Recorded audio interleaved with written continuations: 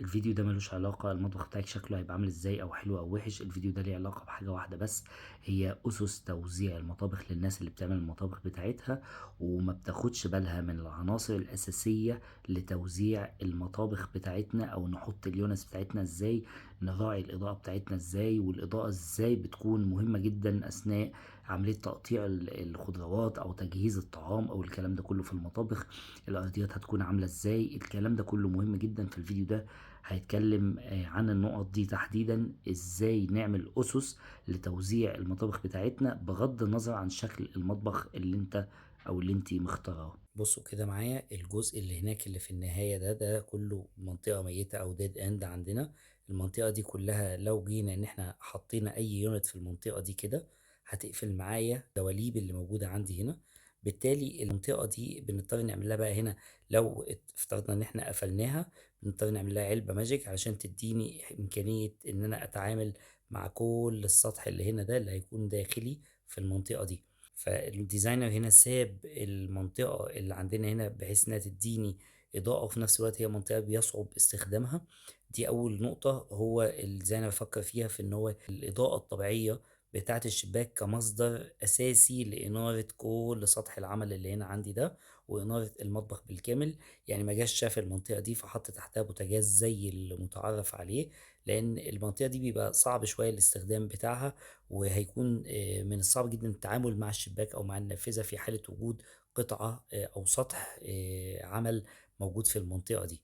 دي أول حاجة كده لازم نراعيها. تاني حاجة وجود إضاءات تحت هنا. الإضاءات دي مهمة جدا علشان تنور بالليل اللي واقف في المطبخ.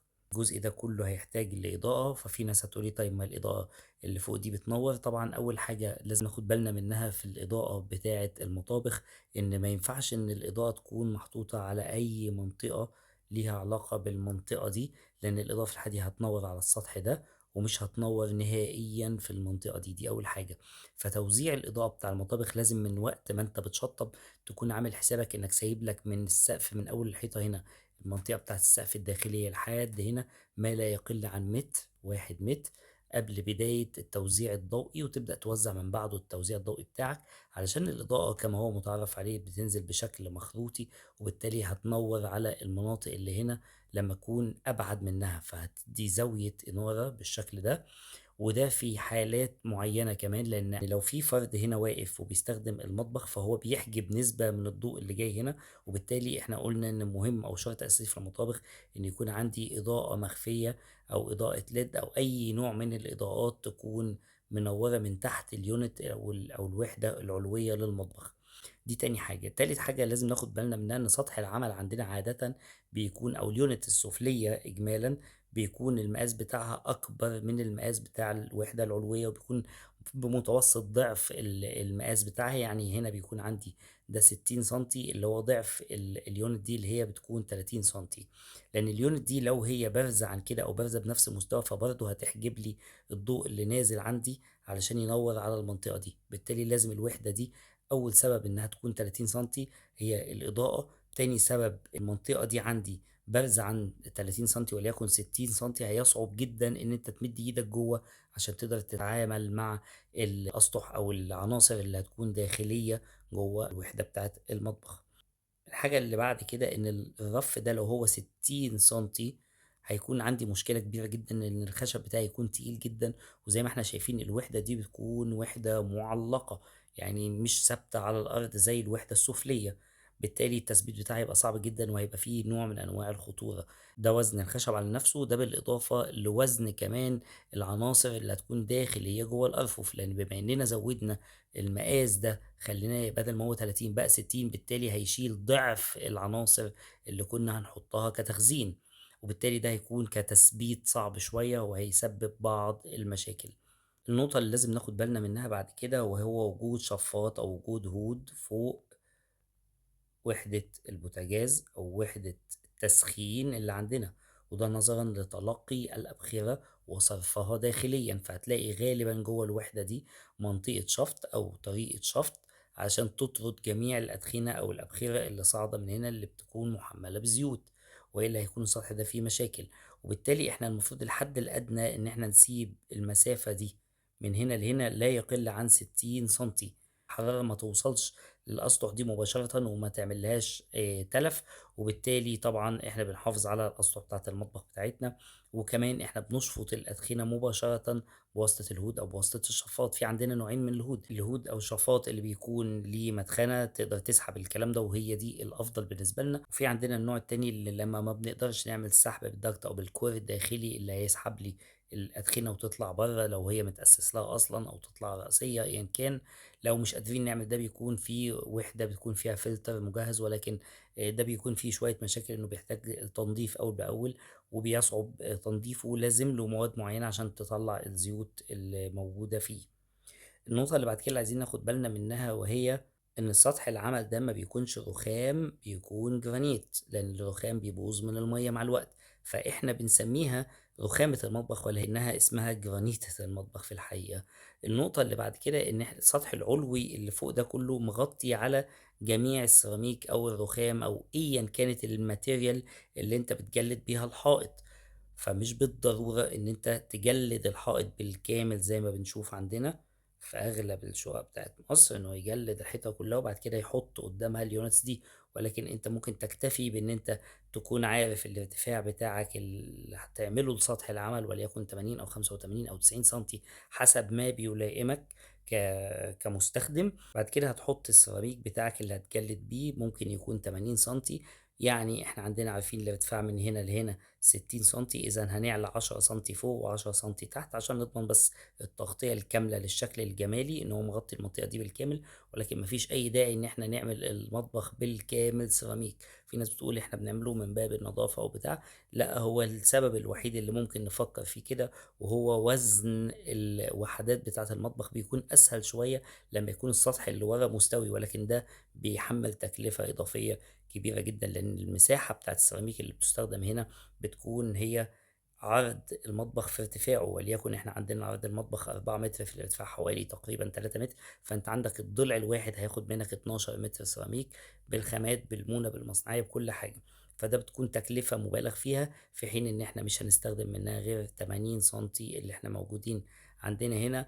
وهو فعليًا أصلًا في النهاية يبقى النات بتاعنا أو الصافي هو الجزء اللي هنا ده، اللي هو ال60 سنتي ده اللي هيظهر لي منهم. ولكن في بدايل كتير أوي ممكن نعملها، stickers وحاجات بتتلزق هنا بتكون من material مقوّاة، ما تكونش الحاجات الخفيفة اللي بتتعمل أو ورق الحائط الخفيف، ويقدر إن هو يتحمّل وبيكون مخصص للعناصر دي. وممكن تعملها stainless steel، بتبقى شرايح stainless steel، وممكن تعملها metal. في عناصر أو في materials كتيرة أوي ممكن تستخدم بدل السيراميك في المنطقة اللي هنا. وفي حاجات مستحدثة أو حاجات جديدة زي ما إحنا شايفين دلوقتي، بتكون مختلفة عن السيراميك التقليدي اللي إحنا معتادين عليه. طيب لو جينا بالنسبة للألوان فهي دي ليها علاقة بالذوق العام، ولكن اللي أنا أقدر أقوله إن استخدامك للمطبخ لو هو مقفول، فمش بالضرورة إن الألوان اللي هنا تكون ليها علاقة بألوان المكان اللي بره الريسبشن أو أيا كان المطبخ باصص عليه. ولكن لو المطبخ بتاعك أمريكان فلازم جدا تراعي اللون أو الألوان اللي أنت مستخدمها هنا، لأنها بتتفاعل مع الريسبشن أو مع المكان اللي خارج أو اللي المطبخ باصص عليه عندك في باقي الشقة بصفة كاملة، فبيبقى حالة تصميمية كاملة. فلو المطبخ بتاعك أمريكان يبقى لازم تراعي علاقة ألوان المطبخ بالمكان اللي عندك خارجيًا. النقطة اللي بعد كده اللي بناخد بالنا منها في المطابخ، وهي إن الأرضيات ما تكونش فيها فواصل زي المنظر اللي إحنا شايفينه هنا. هنا استخدام الباركيه السيراميك أو السيراميك الباركيه اللي معمول ده بيسبب إن الفواصل بتكون زيادة عن اللزوم عن لو استخدمنا بلاطات عادية، لأن طبعًا أنت عندك هنا القطاعات صغيرة أوي، وبالتالي بتكتر أوي من الفواصل دي، وبالتالي بتسبب في وجود أتربة، ووجود حاجات كتير أوي ممكن تتدلق بتاع من المطبخ مش عارف إيه أثناء عملية الطبخ، فبتسبب مشاكل وبتكون صعبة التنضيف. فحاول دايمًا الأرضية بتاعتك ما يكونش فيها الفواصل الكتيرة دي، أو إنك تستخدم بلاطات قطاعاتها كبيرة شويتين، بحيث إنك تقلل من وجود الفواصل. النقطة اللي بعد كده اللي بناخد بالنا منها في المطابخ واحنا شغالين، وهي ان العلب اللي هنا اللي عندنا دي او اليونتس دي ما تكونش متصلة، لازم تكون وحدات منفصلة، علشان لو جه عندنا اي خطأ في المقاس ما اضطرش اغير علبة كبيرة قوي علشان اصلح الخطأ ده. يعني فرضا ان انت جيت لقيت المطبخ بتاعك زيادة سنتي او 2 سنتي، وارد جدا ان هو ما يخشش في الحيطة عندك. بالتالي أنت لازم تخلّي الراجل اللي بيعمل لك المطبخ يعمله لك على قطع منفصلة، عشان تضمن إن أنت تقدر إن لو في أي مشكلة في قطعة فأنت تعدّل في مقاس قطعة واحدة، ما تضطرش تعدّل في المقاس ده كلّه أو بتاع القطعة الكبيرة دي كلّها، زائد إن ده بيكون أسهل في عملية التثبيت وبالتالي بيدّي متانة أفضل. النقطة اللي بعد كده اللي بناخد بالنا منها وهي طبيعة الجو اللي عندنا، فإحنا طبيعة الجو اللي عندنا في مصر ما ينفعش إن إحنا نسيب الدنيا مكشوفة بالسهولة دي، ولكن لو حابب إن الدنيا تكون عندك باينة، فأنت ممكن تستخدم أنواع معيّنة من الإزاز تدّيك الإحساس بتاع وجود العناصر اللي أنت حاططها داخليًا دي وظهورها، وطبعًا الحالة التصميمية العامة اللي أنت شايفها، وفي نفس الوقت تكون محافظ عليها قدر الإمكان من الأتربة. النقطة اللي بعد كده اللي بناخد بالنا منها وهي وجود الداير اللي تحت ده، كل الداير اللي عندنا ده لازم يكون بعمق شوية علشان يسمح إن رجلي تتحط في المكان ده، وإلا هتلاقي نفسك بتخبط في الضلف زي ما بنشوف أحيانا حالات بتكون الضلفة دي من الأول للآخر كده ما فيهاش أي دخول أو عمق موجود من تحت سفلي، وده طبعا بيسبب مشكلة للي واقف وبتعمل صعوبات أثناء الاستخدام، زائد إن إحنا ما بنحفظش في الحالة دي طبعا الدواليب بتاعتنا من المية أو من أي حاجات ممكن تقع على الأرضية.